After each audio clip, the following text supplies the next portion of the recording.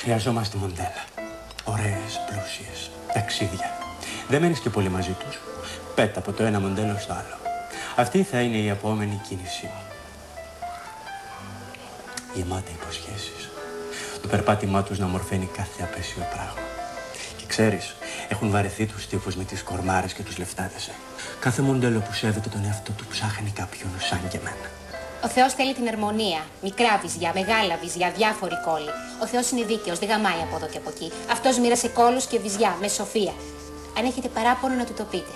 Βλέπετε τα περιοδικά και τρώτε το παραμύθι, αλλά απλώς αυτές οι συγκόμενες δεν υπάρχουν. Είναι όλα κόλπα του φωτογράφου. Οι σιλικόνες. Η κόλπα του γραφίστα.